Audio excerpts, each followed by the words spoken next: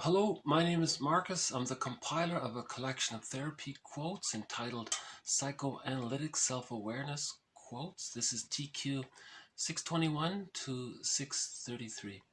Therapy quote number 621.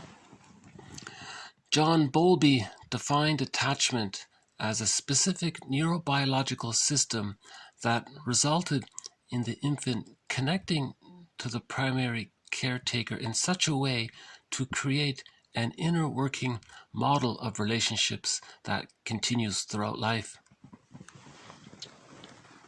So, for example,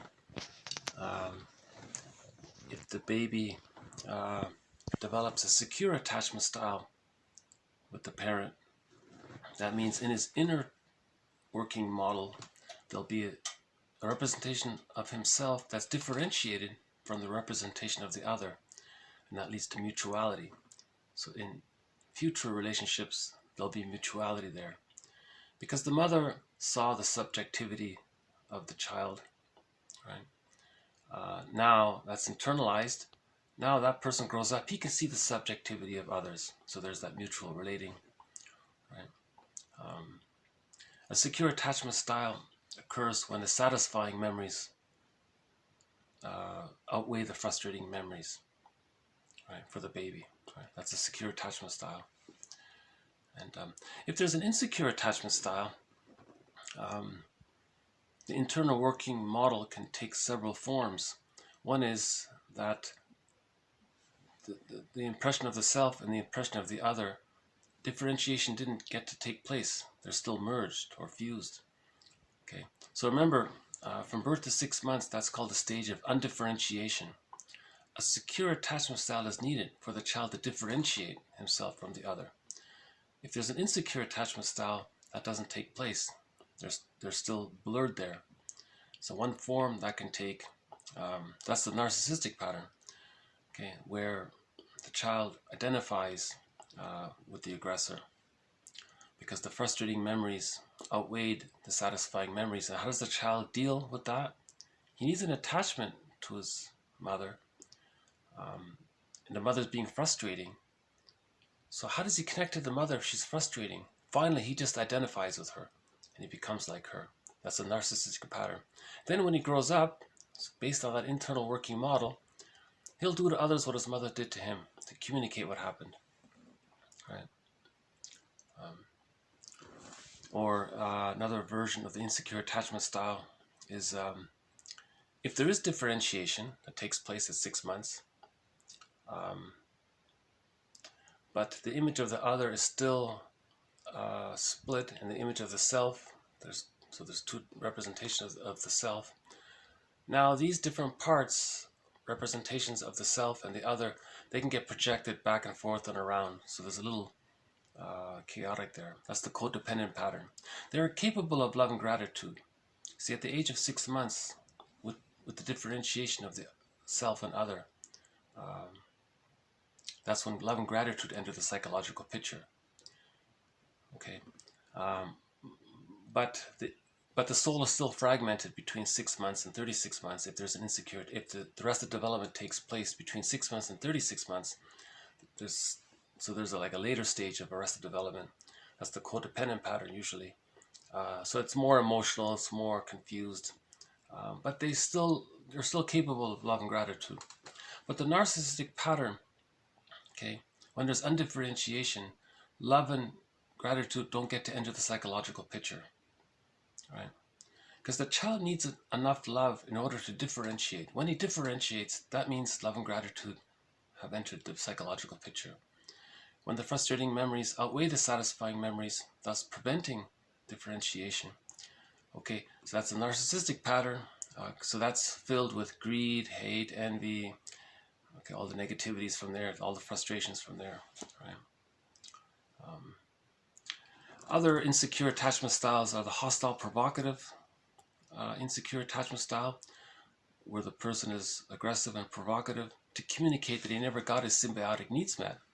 He didn't even get his basic symbiotic needs met in order to differentiate. So he's being very aggressive towards others, wanting someone else to play the role of mother to meet his needs. Repetition compulsion gone awry. It's impossible. No one can offer that. and no one can travel back in a time machine to change what happened. So when there's a developmental trauma, you're trying to repeat the problem to try to master it. Okay, so that's why it's often called Sisyphus. He can do it all his life and nothing changes, right?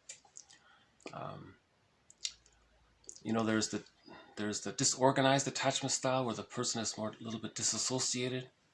He's like a little absent-minded, or when he's driving, he always misses his stop. Daydreaming in class or something like that. So he's a little disassociated. And there are other attachment styles. Some versions of the schizoid pattern. For example, Masterson talks about the schizoid dilemma, where the person constantly feels in any given moment that he's about to be engulfed or abandoned. So he'll move forward closer to somebody emotionally, then he feels he's going to be engulfed. So he moves back, now he feels he's going to be abandoned. So he moves forward again, and the cycle repeats, and he spends his whole life emotionally back and forth like this, never really. He's caught in that. That's the schizoid dilemma. So if that's in his, so these insecure attachment styles are acquired. The model for these insecure attachment styles are acquired originally with the baby's interpersonal relationship externally with the mother. They become internal working models. Okay, and if there's a developmental trauma, when there's a developmental trauma, the person's going to refer to these models. They're going to project and act out and repeat to try to master it and heal it. So that's a huge contribution by Bowlby, this idea of attachment styles. The secure attachment style and the insecure attachment style. The insecure attachment style subdivides into at least 4 subtypes: the anxious, avoidant, hostile, provocative, disorganized, and others.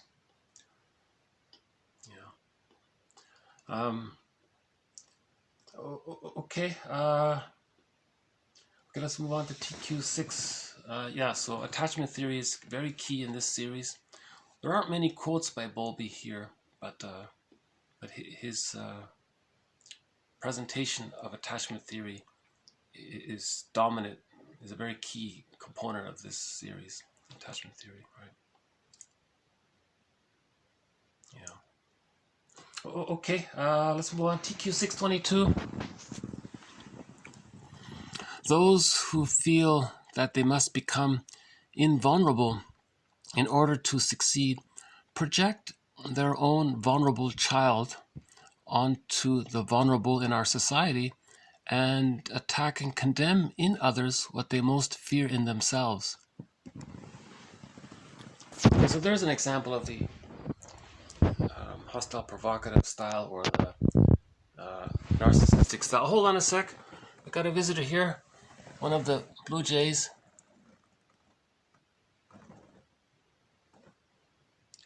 Oh, there he goes. Okay.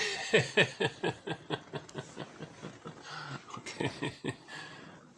I got a feeling he'll make another appearance soon. That's good. It's nice to see the blue jays. Okay. So this TQ622, let's just simply say it's the narcissistic pattern. So remember, the more frustrating the mother is, the more enticing but rejecting, let's say, the more unavailable, not to blame the mother for whatever reason, we're just trying to understand, the more the baby needs the mother, the more the baby's going to try to connect to the mother. How does he do it? Finally, he may just decide to become like her, to be her. So he identifies with her. Now his wounded real self, he may not want to be aware of it. So he'll see it outwardly. He'll project it outwardly onto non-threatening substitute others. And then do to others what his mother did to him, or say to others what his mother said to him. Right? So if the mother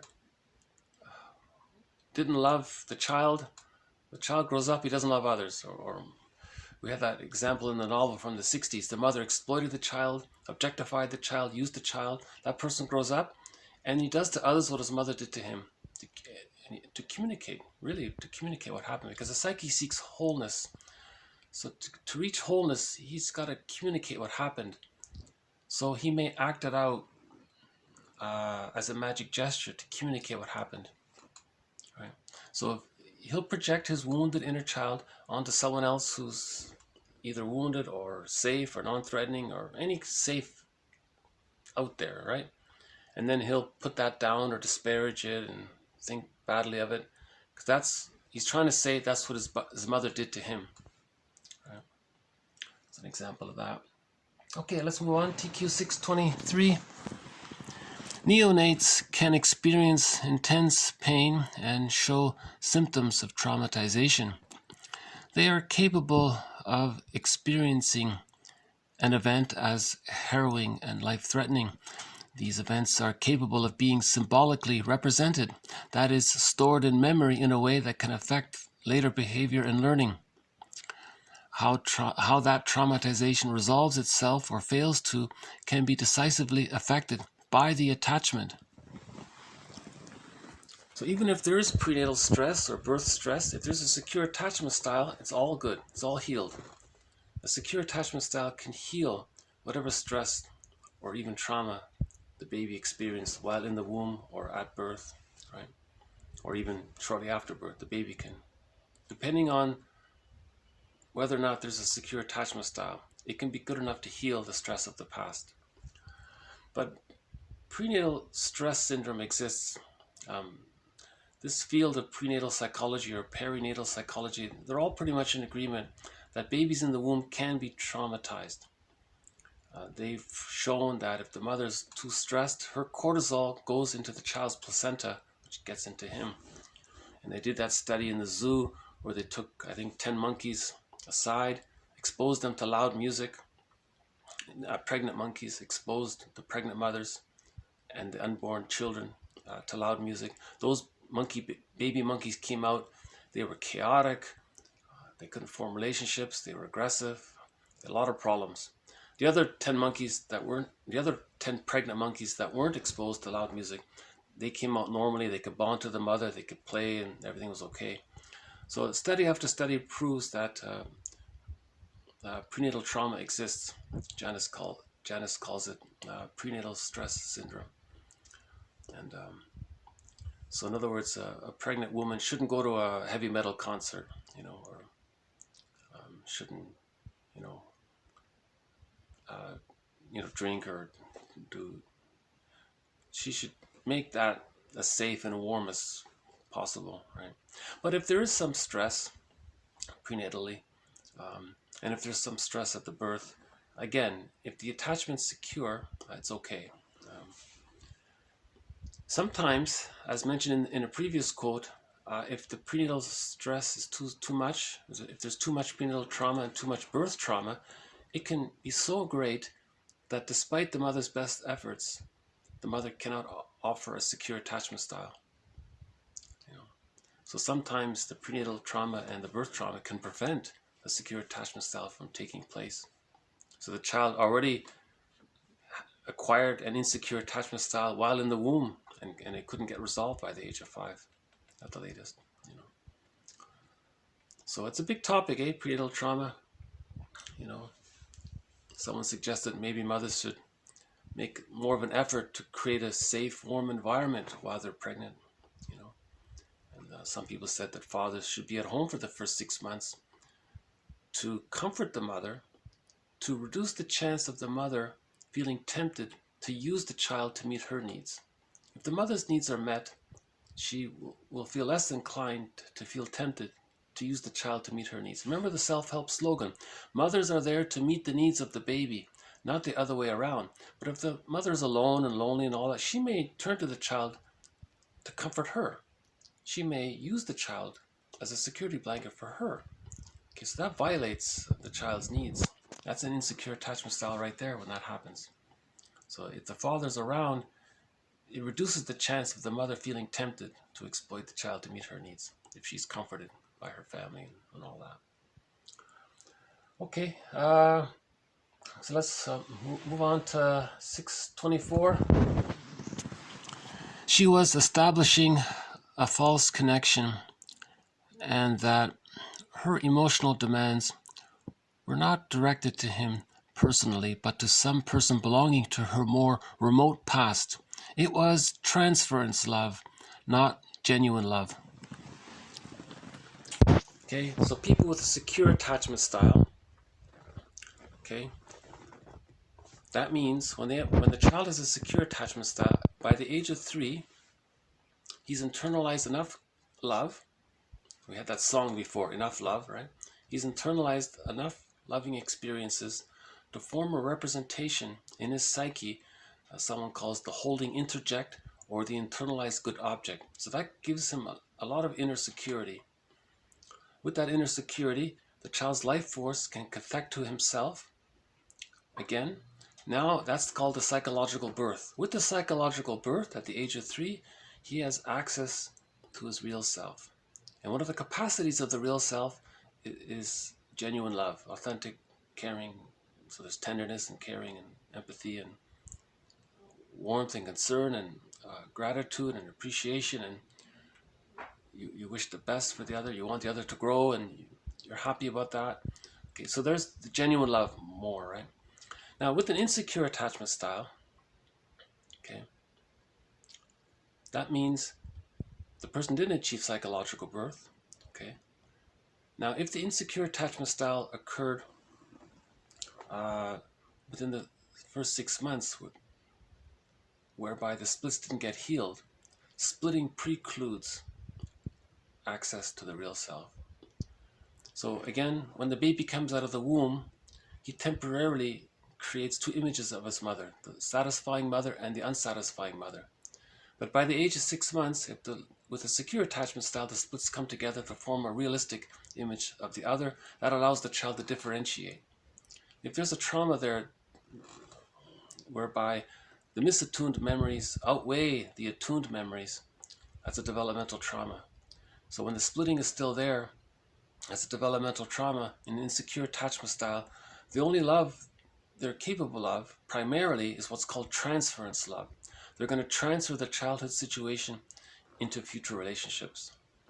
Okay, and they're going to marry someone else who also has a developmental trauma, and the relationship becomes chaotic, conflict habituated, hostile dependent, emotional divorce, or at best passive aggressive compromise. So the marriage is like sour milk, or it's bitter and all that. So in other words, Bergler says neurotics are only capable of transference love.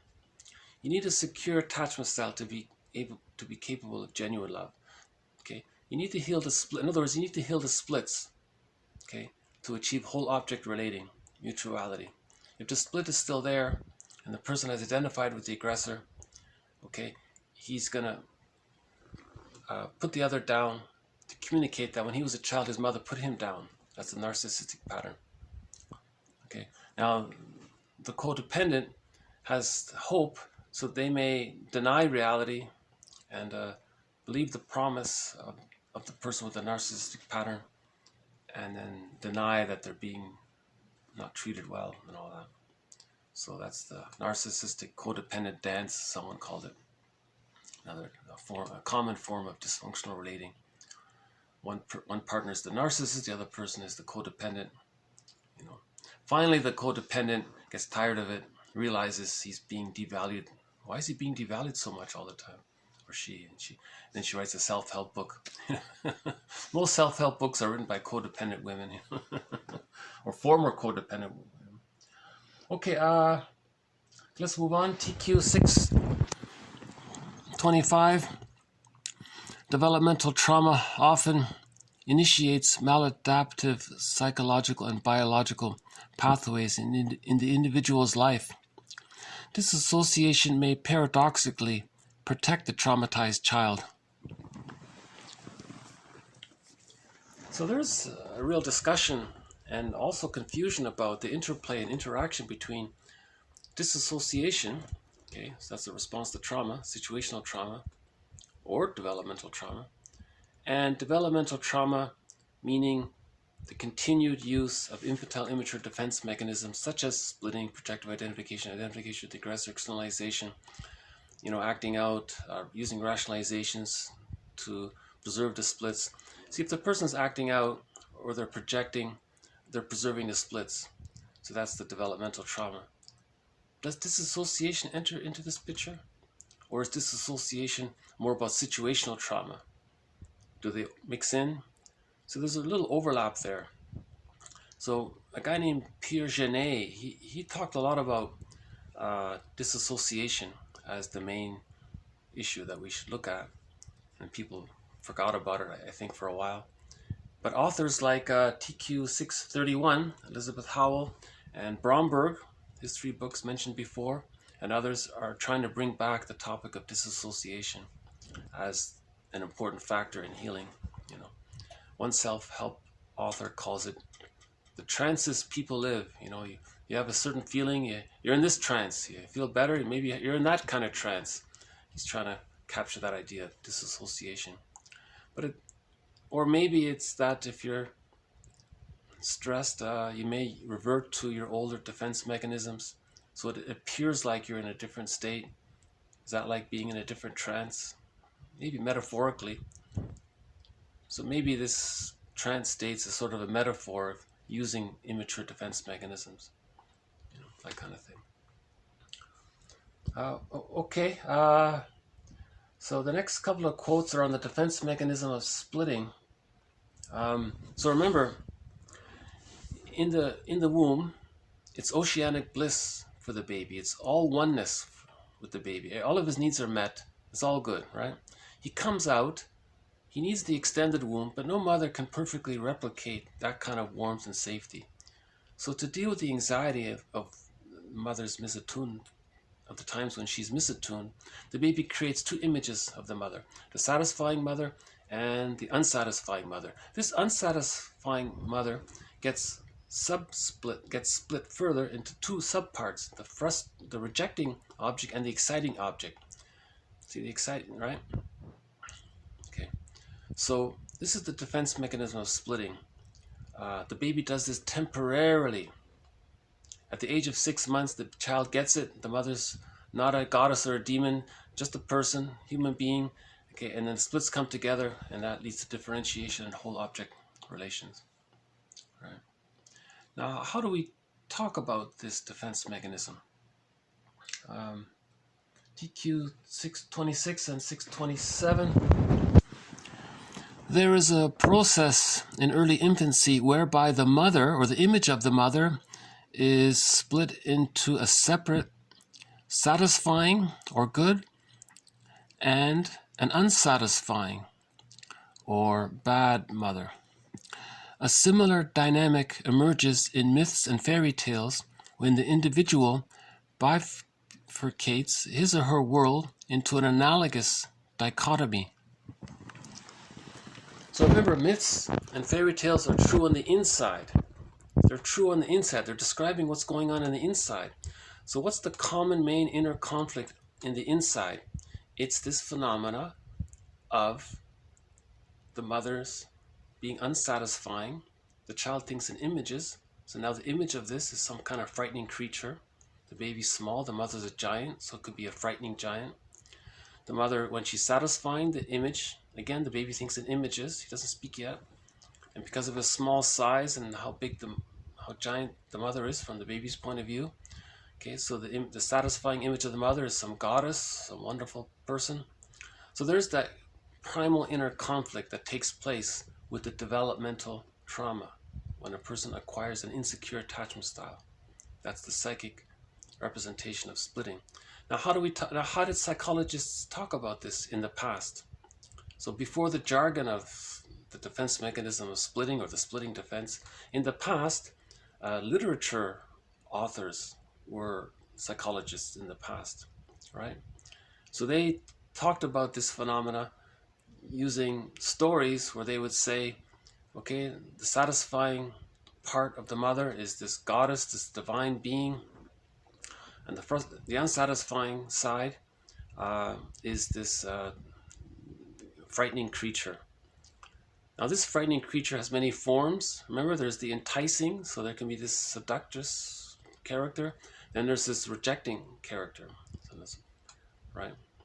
So in myths and fairy tales, there are many ways to describe these 2 characters, or to personify these 2 sides, this inner split between love and hate, right? Let's say. So we can simplify this dichotomy with love, the battle between love and hate. It's not a battle, it's a representation that in the child's psyche, he has memories of the mother being satisfying, okay, the love he received, but it wasn't enough. Okay.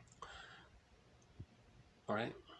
Because if it were enough, then these images would come together to form a realistic image of the mother as an ordinary person, and that's mutuality. Okay. If the unsatisfying memories outweigh the satisfying memories, the splitting is still there. Okay, so in myths, so that's what we're trying to describe, this dilemma. So in fairy tales and myths describe this dilemma in their stories of a good creature and or character and a frightening character. And it's this, the ultimate attempt is to achieve synthesis. But the loving memories have to outweigh the frustrating memories for the synthesis to occur. Right. Okay, so for example, TQ 627. In The Good Woman of late medieval literature is not only morally exemplary, but pure, beautiful, radiant, and loving, a quasi-divine being. Yet at the same time that woman grew in virtue, so did she grow in vice. Just as there is no more celestial portrait of female goodness than Dante's Beatrice, so there is no more vituperative description of female evil than the Roman Della Rose, written in the same period. Thus flowered the now decried female duality, the split of woman into opposing and equally unrealistic extremes of blessedness and baseness. For example, the goddess and the shrew. And of course, there are many other ways to describe this dichotomy. So he's saying again, in literature, how did we talk about this developmental trauma of the frustrating memories outweighing the loving memories? So literature authors created stories about, okay, so Beatrice was this beautiful, supportive one, but then you have this other character, the Roman Della Rose, right? I'm not sure about that story, but all right. So again, literature, fairy tales, myth are true on the inside, not on the outside. I'm talking about literature that refers to the inside. So ancient literature, a lot of it tried to describe the inside. So it kind of resembles this fairy tale mythological world, right? Yeah. Okay, so one quote from a past video was, all therapy is healing the splits. That's all we have to do is face that inner ambivalence towards the mother. This love and hate towards the mother, but we're not aware of the hate side. We buried it and projected it outwards, or we identified it and became it. So we're unaware of this dichotomy even, you know. So we have to become aware of this ambivalence towards the mother. People who have this exaggerated, extreme praise of the mother, she's all good, she's like a goddess, the best this and the best, oh wow, she's so special, you know, it goes on and on and on. If a person is describing their mother in that way, that's a sign of the splitting defense mechanism, right? Because the mothers are human beings, they have their emotionality.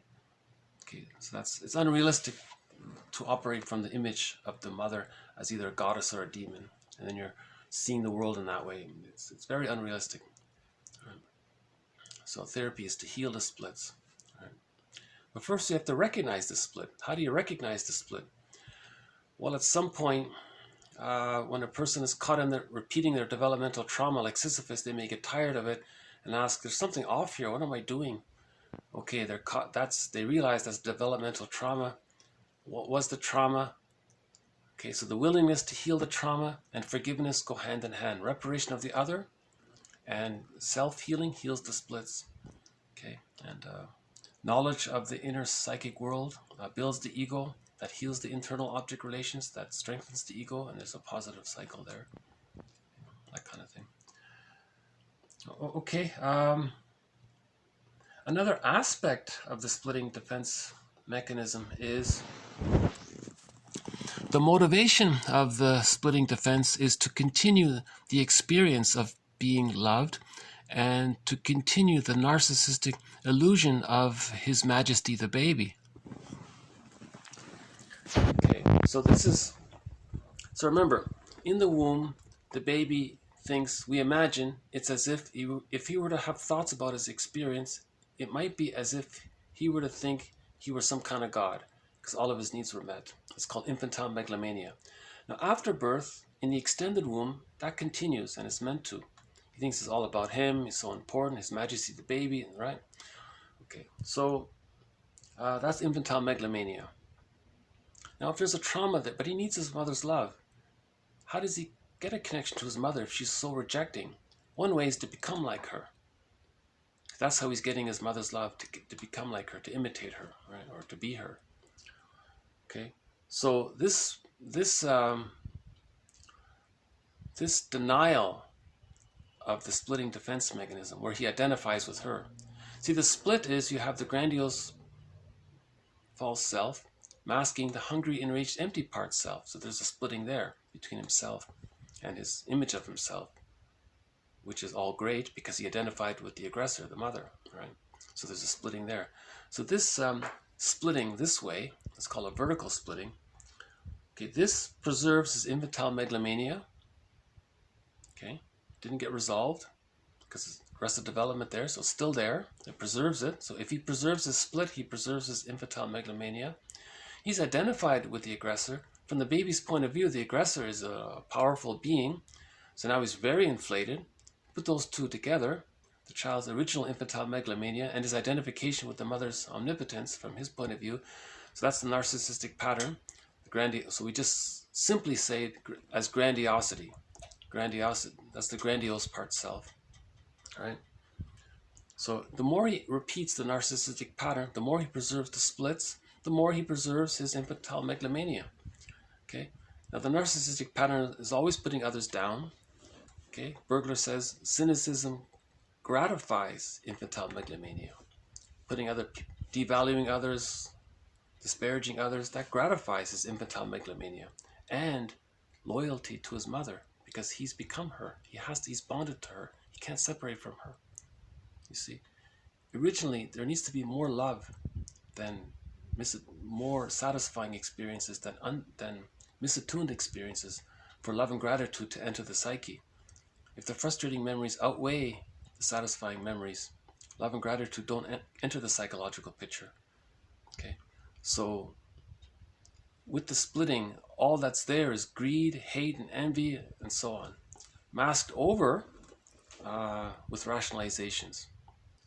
Okay, masked over, and the repetition compulsion is sort of encrypted and encoded in his behavior. You may not see it because he's hiding it with his fancy talk, let's say, or his rationalizations. Rationalizations are long lies, false logic, all those logical fallacies, equivocation, circular reasoning. He'll be forceful about trying to lie to himself and lie to others. All of these philosophies that are very negative. Okay, so remember that novel from the 60s we talked about before? The mother exploited the child identified with her, and then he grew up and exploited others. And as he was exploiting others, he was using the same kind of rhetoric his mother used with him when he was a baby. He didn't know it. And he spent his whole life caught in that repetition compulsion of doing to others what his mother did to him. His positive intention was to announce that this is what his mother was doing to him. Right? So, because when that person was a baby, he couldn't say to his mother, "Hey, Ma, are you putting me down because when you were a child, you were put down? Are you doing to me what was done to you?" The baby couldn't do that. That person grows up, he's going to try to communicate what his mother did to him. Look, everyone, look what mother did to me. See what I'm doing to you? This is what my mother did to me. But no one quite gets it. If no one gets it, he's going to keep repeating it. The idea would be for him to realize that what he's saying and doing is the same as what his mother did to him, and he identifies with her. That's a narcissistic pattern, you know. And and it preserves his infantile megalomania, of course. And yesterday we had that quote, people are always putting others down or shocking you or doing disturbing things. They're trying to preserve their grandiosity, right? And another quote from a couple of days ago about envy was, the baby needed to receive a flow of goodness, a continuous flow of goodness. He never got that. Now in the repetition compulsion, he's trying to get that continuous flow of goodness. But how does he communicate that? All he has is hate and envy. So he continuously spews out his hate and envy and greed to communicate that he didn't get the continuous flow of goodness. You see, he's trying to say his image of goodness is the breast. The baby relates to the mother in the very beginning as the breast mother. His image of the breast mother, or just simply the breast, is a continuous flow of goodness. That's his understanding of what he needed. So that's what he's chasing. So in his greed, he's chasing for that. Okay. So he wants to take it all in. He wants to own it, possess it. So at some point he can't. Now he's hateful and envious. Now he wants to destroy the good or damage the good. Okay. Now this hate and envy, okay, it's in response to his understanding that he needed a continuous flow of goodness. So he's going to continuously flow his anger or his hate and envy. He's trying to say that's what he needed. Rosenberg said everything is love or a cry for love. Oh no, or someone else said that. No, Rosenberg said everything is everybody's saying thank you or everybody's saying please. So the narcissistic pattern is saying, please see that all my hate and negativity, please see that what I'm trying to say is I didn't get mother's continuous love. Right? But most people don't think, that's why we need to build our consciousness of all of this, right? Okay, let's move on to the next one, TQ 629. Baba Yaga supports the full integration of the personality, incorporates positive and negative forces to provide a balance for normal psychic growth. As the personification of forces in the psyche, she has been categorized into 3 distinct forms: the beneficent giver of magical gifts, the kidnapper of children whom she threatens to eat but who escapes to safety, and the warrior or fighting witch.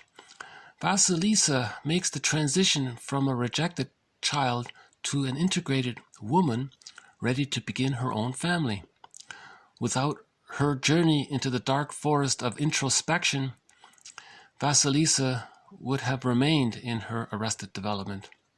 Instead, she has faced her inner conflicts, integrating fragments of her experience. The story of Vasilisa and the witch Baba Yaga is frightening. It is optimistic, and it is true in its own way. It is true in its own way. He's emphasizing myths and fairy tales are true on the inside. So it's true in its own way. He means myths and fairy tales are true on the inside. That's what he means.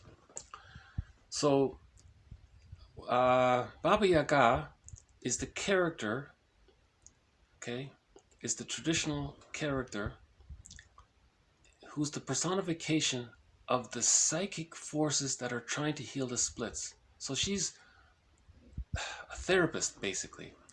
So she's trying to heal the splits. So there's a lot going on in an attempt to heal the splits. So one fairy tale was about Vasilisa. She went through all of these things. In the end, she integrated love and hate. She integrated the split part representations of the other. And then she achieved whole object relations, and she could marry and have a happy family and so on. So, yeah, Baba Yaga. Robert Bly and Marion Woodman talk a lot about Baba Yaga, right?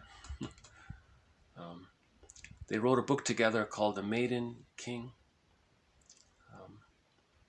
And I think the first half was written by Robert Bly, and Marion Woodman wrote the second half of that book, just describing this one fairy tale. Okay, TQ 630. What narcissism implies is that the subject will either control the other or be controlled.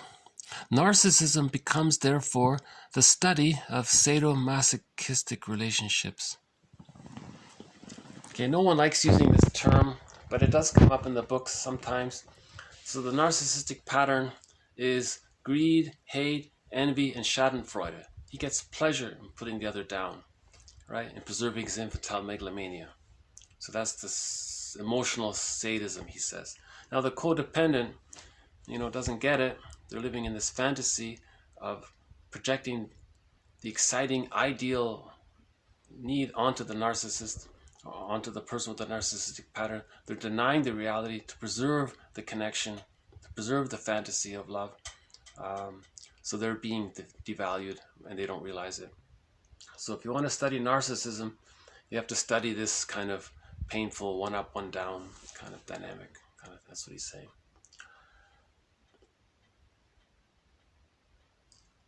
Yeah, again, traditionally the woman is in the codependent pattern because we all need a connection, So again, the goal is mutuality. A relationship like this is going to become like sour milk, right? Eventually, right? Oh, okay. TQ 631. Whereas she has disassociated her responses to stress largely by having internalized it, her partner has disassociated his inner wounded child by having externalized it. This contributes to the irony that she feels guilty and that he feels like a victim. So here's an interesting theory. The person with the narcissistic pattern projects his wounded inner child, his hungry, enraged, shamed, humiliated self. Doesn't want to see it, doesn't want to know it, but he projects it outward. He then puts that other person down, and now he feels like the victim. You see, his emotionality is that he's feeling unconsciously the hurt of what he just did to the other person because he projected his wounded inner child onto the other. So think of it like, it's because of the symbiosis, right? The person with the narcissistic pattern the symbiosis is unresolved. So if he projects a part of himself outwardly, hurts the other, he then feels wronged. He hurt the other. He doesn't believe it. Because he just feels the hurt himself. Now in literature, so that's the narcissistic pattern, why he feels wronged, even though he did the hurting, right? He projects his psychic representation of himself as the wounded inner child. That's called the hungry, enraged part self. He sees that he projects that onto his partner or onto a non-threatening substitute other, okay? Puts that other person down, disparages them, gets pleasure out of putting them down at first, but he thinks that he's being victimized. Even though he's the victimizer, he feels he's the victim, even though he's hurting the other. That's the theory there. Now the other person, okay, the safe codependent or the person who's capable of love and gratitude, put it that way. Okay, it's the person who's moved beyond the narcissistic stage. Now, their trauma is that they've disassociated their responses to stress, the fight-flight response to stress. So they're not aware of it, right? So what they do is, because it's internal, they kept it within, they don't project it outward, they feel that the inner rejecting part representation of the other is hurting them. So they're hurting themselves because that's a part of themselves. So they feel that they're doing the wrong. They think it's their fault. So the codependent thinks it's their fault because inwardly they have the rejecting mother within. They're not projecting it outward. They kept it within. And if it's within, then it's berating them and they feel guilty. There's unconscious guilt, right? The internal bad object or rejecting object is berating the person's inner child within. so they feel guilty. And they've disassociated the ability to assert themselves because of the trauma, so they may be a little disassociated. See, now maybe disassociation enters the picture. So the codependent is a little dreamy or something about it. He's in denial. He's see, when there's trauma, you might flight. See, the flight response is also disassociation. See, the one response to stress is flight. If the person can't physically flee, or if he can't physically put a barrier and protect himself, his mind will flight. Right? So the codependent mind is in that dissociative state, as mentioned in TQ 626, where it actually helped the person. TQ 625, where it actually helped the person. So there's the positive intention of defense mechanisms is to protect the person, right? So that's an interesting point. I think this is something worth really looking into.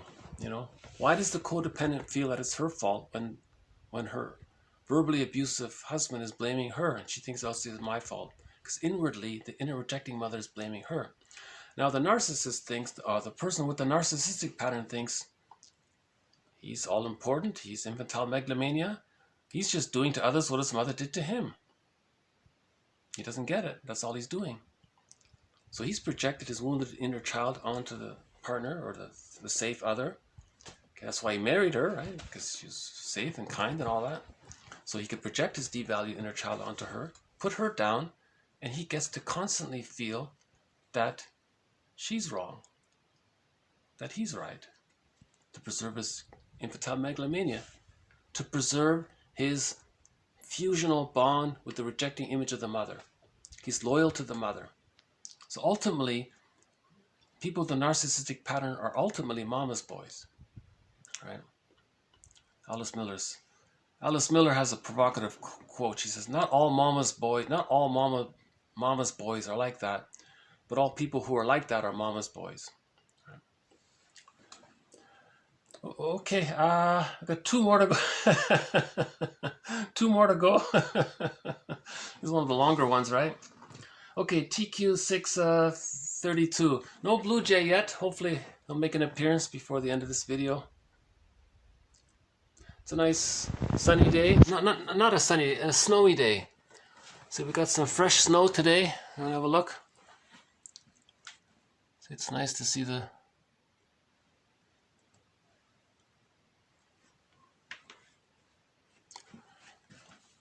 I don't even see the crows. So maybe the crow will come by at least. Hopefully either the crow or the blue jay will make an appearance. If not, that's okay, you know. Maybe they don't like the snacks. I changed the snacks, right? Okay, two more to do. 632. Therapy quote number 632. After his father's passing, he was left at the mercy of the internalized bad father, whom he had either to embrace or else remain objectless and threatened.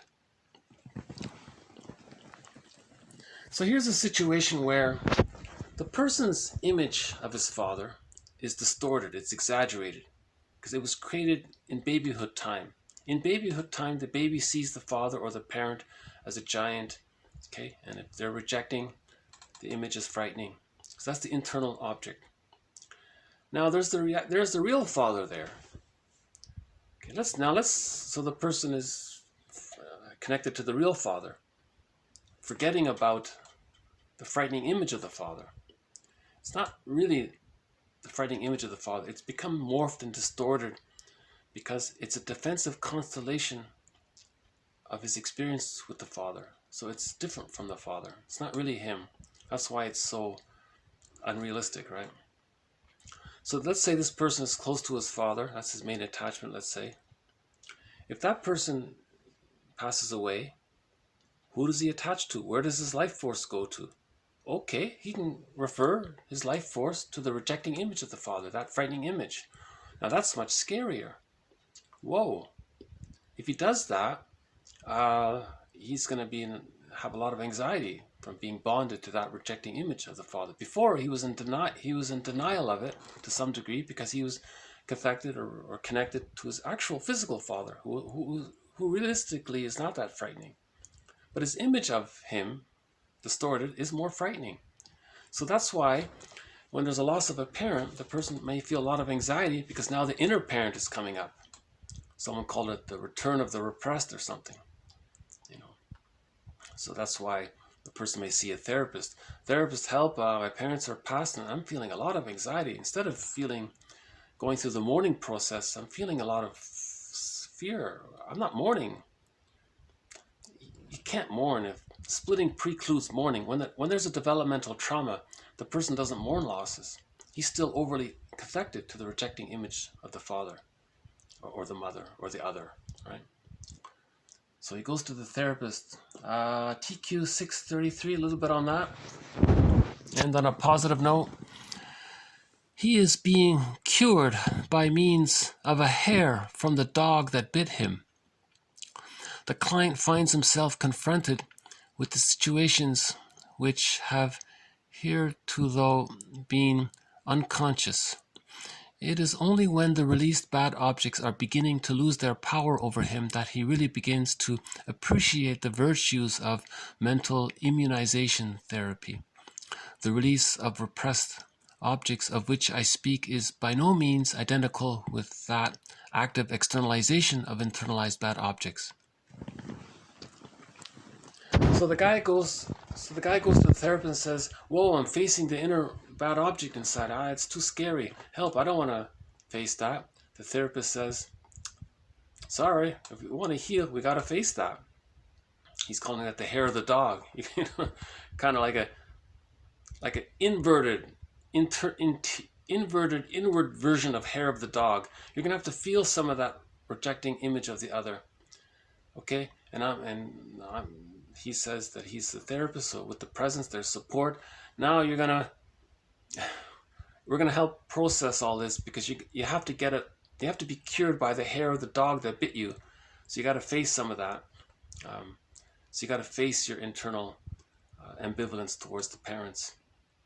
Okay, when you face that means you're facing the ambivalence. When you face the ambivalence, okay, that act of facing the ambivalence allows the love to digest the hurt, and then the splits can come together. That's the theory.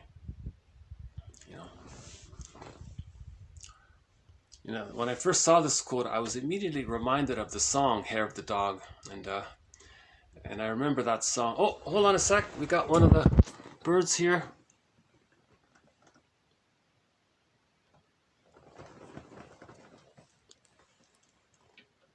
And there he goes. That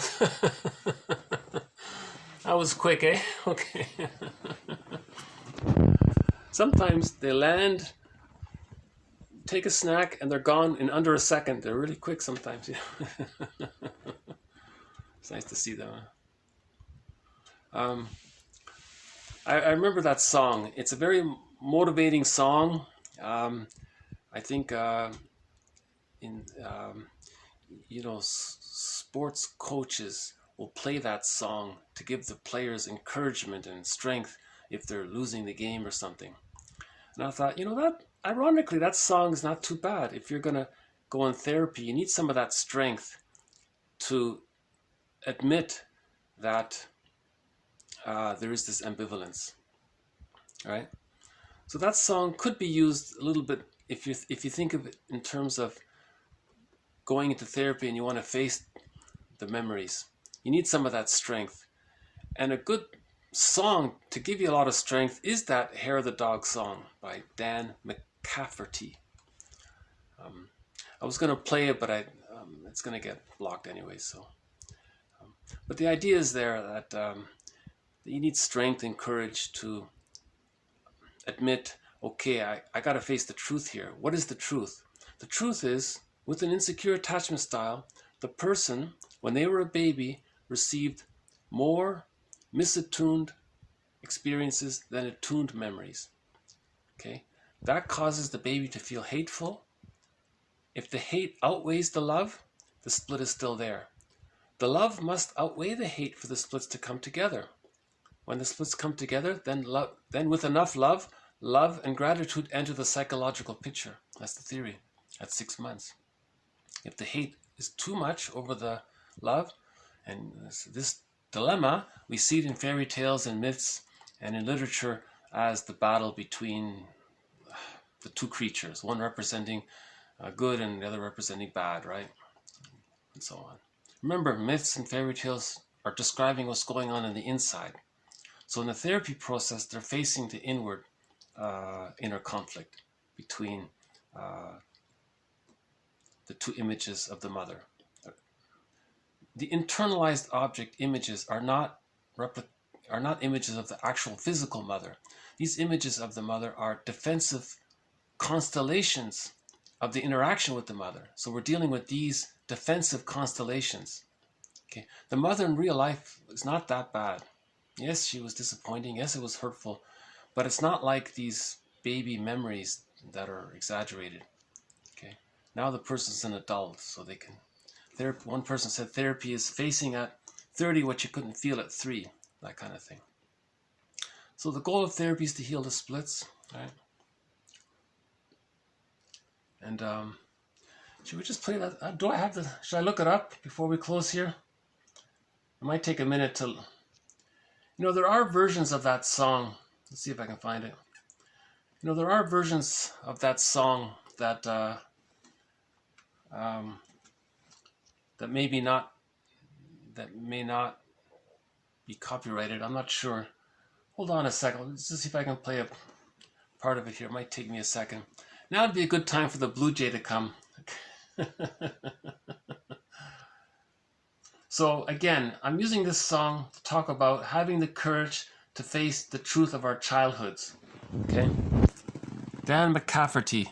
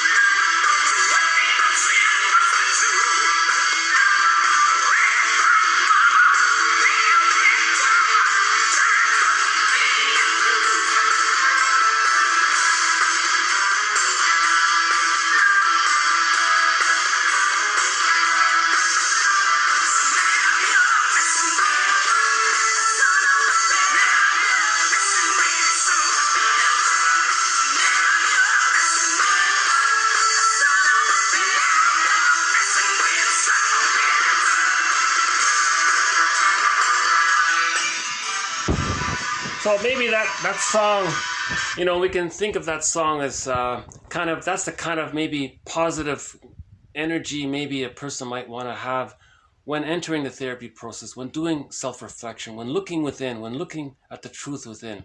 The song is called Hair of the Dog. Therapy is having access in digesting a hair of the dog that bit you. Okay? So that rejecting mother bit you, okay, or hurt you. Now you want to face some of that. But that's the metaphor of, say, inverted internal hair of the dog as mental or psychic or psychological immunization therapy. So to heal the splits, we need to face what happened, the hair of the dog. We need a little bit of that to face it, to bring it up, to help digest it. I don't know, in actuality, in the physical realm, if somebody drinks too much wine and they drink a little bit in the morning, does that help accelerate the balancing of the system? Maybe there's something, I'm not sure about the correlation there, but there's a little bit of that in metaphorical terms, right? When we face the pain, we can start to heal. Okay, I'll leave it here. So thank you very much. This has been TQ 621 to 633. We'll have more quotes on attachment theory, trauma, defense mechanism, splitting, the narcissistic pattern, how to heal, and prenatal trauma, and maybe more from Baba Yaga. Okay. Bobby Yaga's the director. She's the director. And may we all heal and wish everyone well. Thank you very much. Bye for now.